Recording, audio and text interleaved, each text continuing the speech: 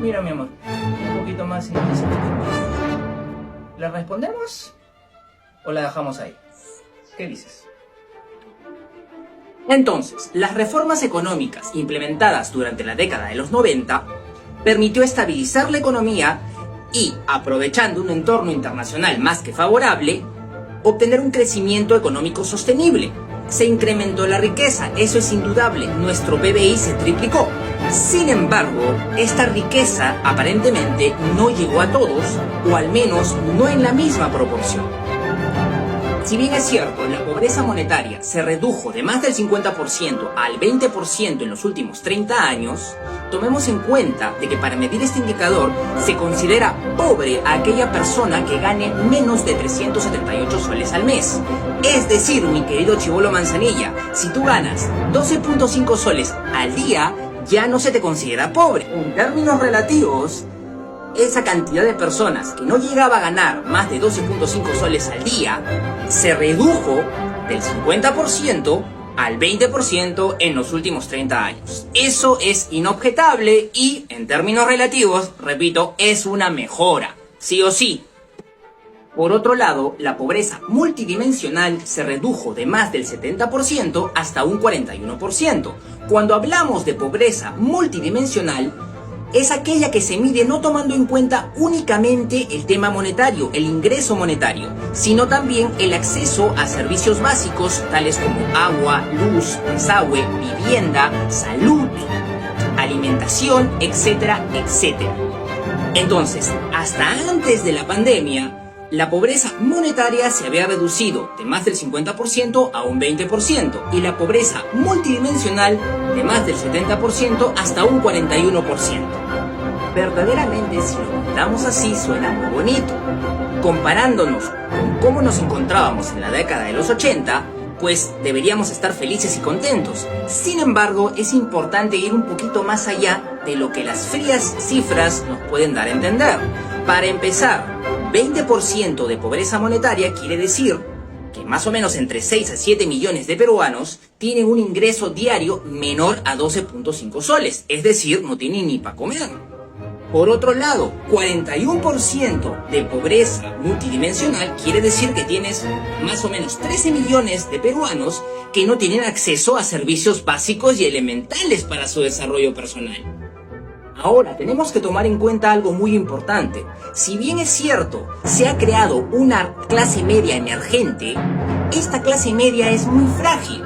Si revisas la data a profundidad, te darás cuenta que para el año 2019, ojo, antes del desmadre de la pandemia, el 60% de los hogares peruanos subsisten con un ingreso mensual menor a 2.039 soles. Es decir, 2.039 soles para sustentar a una familia promedio de 4 integrantes. Es más que evidente, analizando los costes de vida actuales, que para que una familia de 4 integrantes pueda subsistir con 2.039 soles, cubriendo vivienda, educación, salud, alimentación y demás cosas, es necesario tomar servicios y o subsidios del Estado. ¿Y qué tal o de qué calidad son los servicios que brinda actualmente el Estado? Una reverenda cagada. Entonces, vamos a tomarnos el atrevimiento de jugar descaradamente con las cifras para más o menos tratar de interpretar qué es lo que puede estar sucediendo. Hasta antes de la pandemia teníamos un 20% de la población por debajo de la línea de pobreza monetaria, es decir, ganando diariamente menos de 12.5 soles. A ese 20% súmale un 20% adicional de población que, si bien es cierto, gana más de 12.5 soles diario, no llega a tener acceso a los servicios básicos. Y a ese 40%, 41% que estamos más o menos agrupando, agrégale un 20% más que probablemente se trate de aquellos hogares que tienen un ingreso mayor a la pobreza monetaria, ¿correcto? Depende de los servicios que brinde el Estado, llegan a tener acceso a los mismos, pero estos servicios que reciben son una reverenda mierda. Entonces, más o menos te queda claro, mi querido chibolo Pediasur, ¿Por qué existe tanto desgano y descontento a pesar de que las cifras macroeconómicas globales se ven tan milagrosas? Ojo, estoy jugando a grosso modo con las cifras. Para tener los porcentajes exactos tendríamos que hacer un meticuloso análisis de la data desagregada. Pero entonces, ¿por qué ocurre esto? ¿Por qué a pesar de un crecimiento económico brutal en los últimos 30 años, nuestros resultados tienden a ser tan insatisfactorios? ¿Por qué no somos como Corea del Sur, que en el mismo periodo de tiempo pasó de estar en el subdesarrollo a ahora a ser un referente tecnológico a nivel mundial? O como China, que pasó, más o menos en el mismo periodo, de ser una sociedad de agricultores a enviar satélites a la Luna y ser la potencia emergente que está rivalizando con Estados Unidos. ¿Por qué? Porque las reformas se hicieron a medias. Lamentablemente tenemos una clase política y una clase empresarial mezquina y mediocre. Nuestras exportaciones son mayoritariamente tradicionales. ¿Qué quiere decir? Materias primas. Este tipo de actividad productiva en la cual se sostiene la mayor parte de nuestro crecimiento económico, la mayor parte del milagro peruano, no generan tantos puestos de trabajo, porque son más intensivas en lo que es inversión en maquinarias. Sin embargo, la ventaja que da es que permite recaudar una gran cantidad de impuestos. Pero lamentablemente, no hemos tenido un Estado que haya podido aprovechar esta recaudación de impuestos en brindar una mayor calidad de servicios a la población. No se ha construido infraestructura, salud, educación, nada. El dinero o no se ha gastado o se ha gastado mal. Y bueno, también del 90 a la fecha se robaron un huevo de plata.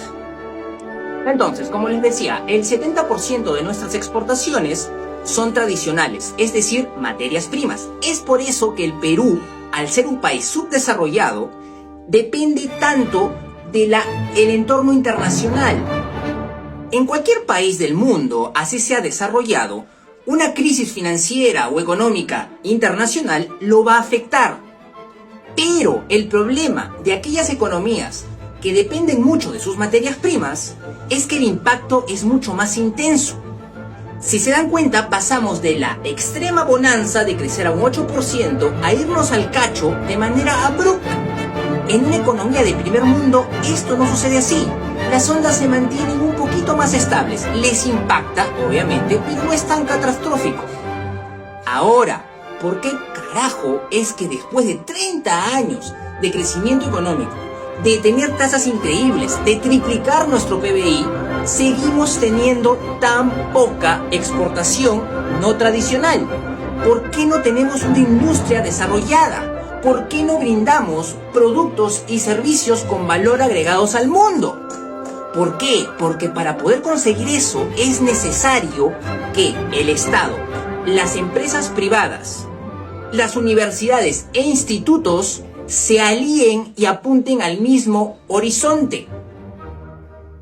Entonces, para poder diversificar nuestra economía, desarrollar nuestra industria y obtener un verdadero desarrollo, tanto el Estado, la empresa privada, así como las entidades educativas, universidades, institutos tecnológicos y demás, tienen que aliarse y ponerse de acuerdo, invertir en educación, infraestructura, salud, investigación y desarrollo. Peruano huevón, mientras tú le exportas a Corea del Sur tu granito de cacao, el coreanito te vende automóviles, celulares, microchips, laptops. ¿Te das cuenta, pelotudo? ¿Por qué? Porque ellos tienen una clase dirigente con mayor visión. Hace 50 años estaban peor que nosotros. Pero mientras nosotros nos llenamos de marqueteros e influencers huevones, chibolos cojudos que hacen TikTok pelotudos, ellos tienen científicos e ingenieros. ¿Queda claro, mi querido chibolo pediasur? Entonces, el modelo económico, proteccionista, estatista que tuvimos hasta finales de los años 80 fue un fracaso y no funcionó. No es la solución y no debemos regresar a eso. Por otro lado, las reformas que se hicieron en la década de los 90 demostraron ser insuficientes, hechas a medias, y somos víctimas de una clase empresarial y política mezquina y mediocre.